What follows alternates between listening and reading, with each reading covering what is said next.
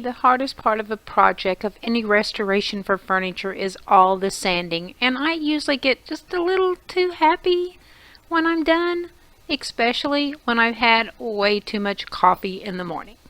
Hi guys, welcome to Pretty Tattered. My name is Belinda, and my husband Pat and I love bargains and we love restoring. Between the two of us, we have quite a bit of experience that we want to share with you.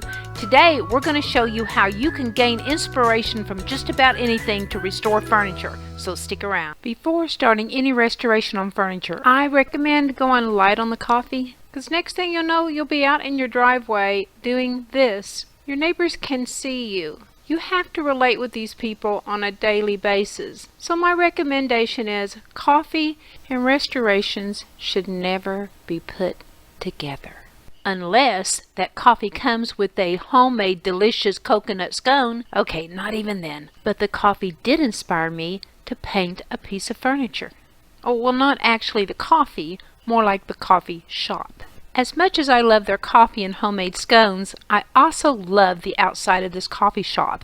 I love how they coordinated all these colors, the paint, the black metal, the stained wood door, even the bronze mailbox. And I was determined that I was going to paint a piece of furniture with these kind of colors. But I had to find that right piece of furniture. So I headed to one of our local Habitat for Humanity restores, determined to find just that.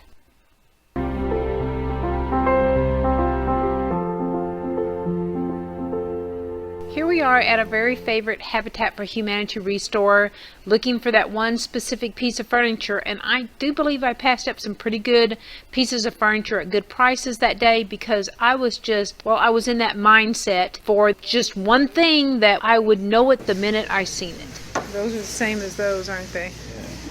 I don't know if I need two sets of them, but they're so cute. This has got the other side. I know, for $4 a set. I don't know if I should pass them up or not.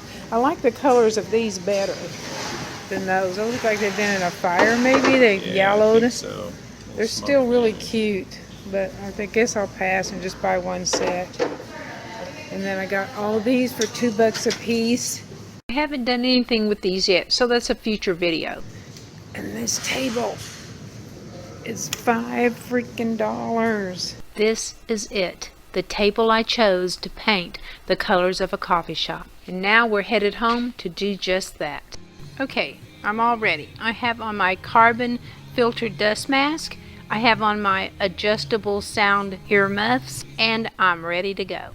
This piece of furniture didn't need any repairing, so of course the first thing you do when you refine furniture is you sand it. Sorry I forgot to video me sanding this, but it's all done now. And the wood's beautiful. Next, I vacuum away all the dust because clean shop's a happy shop. Sanded all the top, but the rest of it I just took the shine off. Using a 220 grit sandpaper, I lightly sanded the top and then I cleaned it all off. Throughout the years of restoring furniture, I have learned that black ink will actually help make furniture look older. In other words, age furniture.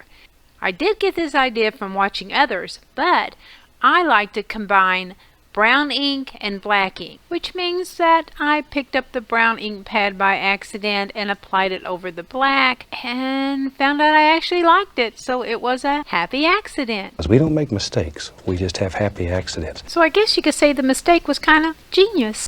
There was a thin layer of veneer on the top of the table, which made it a little bit darker than around the edge, which was just pine.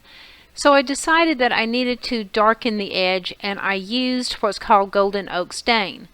But once I did it, I didn't like it, so I had to figure out what to do. I know, but even a genius can make a mistake. And what I decided to do was to take ebony stain, which is a black stain, and apply it instead. And I actually really liked that look, especially since I had decided that I was going to spray paint the legs black. Next, I taped off the edge of the top of the table and I spray painted the legs black.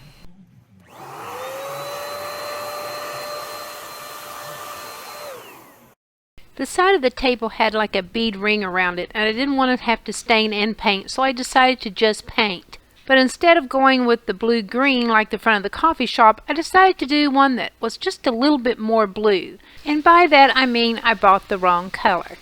And since I already purchased it, I decided I really liked this color and I think it was going to look good with the stain and the black of the table. You know, over and over again I say, we don't make mistakes, we have happy accidents. So today, let's have a happy accident and see what we can make out of it. And now that I had convinced myself that it was the perfect color, it was time to paint the table. I started out using a cheap foam brush, but soon regretted it because it was just not getting in between those beads like I wanted to. So I ended up using a bristle brush and it worked so much better.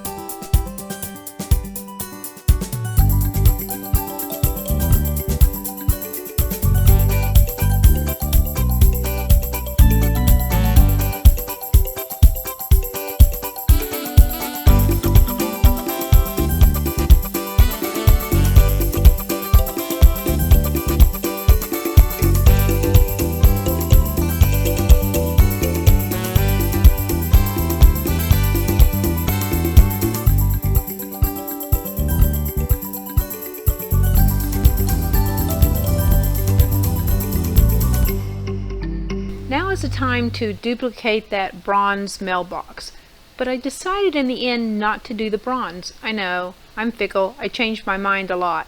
I thought the espresso would be much better. After all, espresso, coffee, I think it works great. And besides, I already had the espresso, I didn't have any bronze color. So what do you think? Do you think I should have stayed with the bronze color, or do you think the espresso looks good?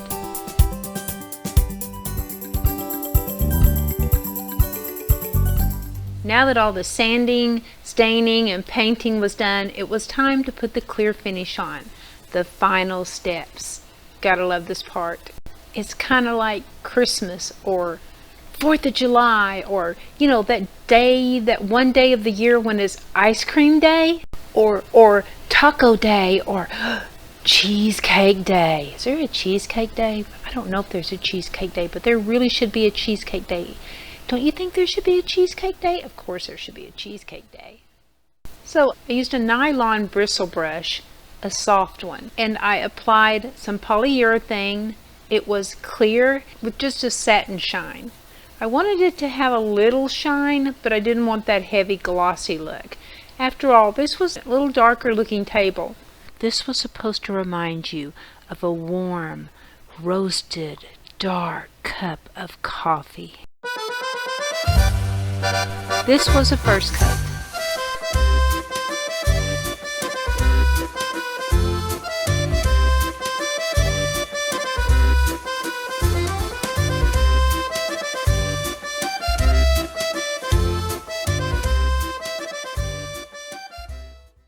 The second coat.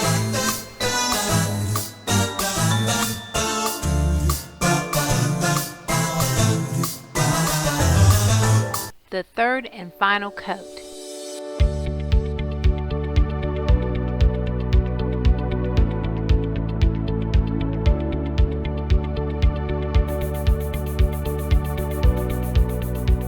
This was actually one of my simpler furniture makeovers. It's all done. Let me know in the comments what you think about my inspired coffee shop table makeover.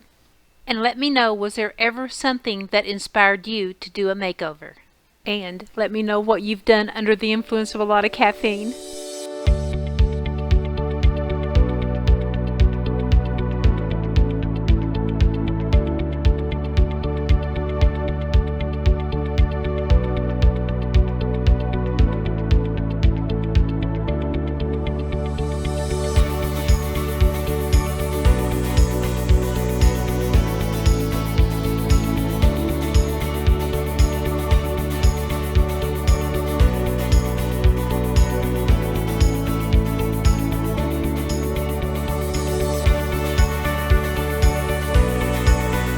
If you like the video, do a thumbs up, share it with your friends, and subscribe, or I'm gonna send the crazy chicken after you. Bye for now. Thanks for watching. I have to ask, did you crave sweets while watching this?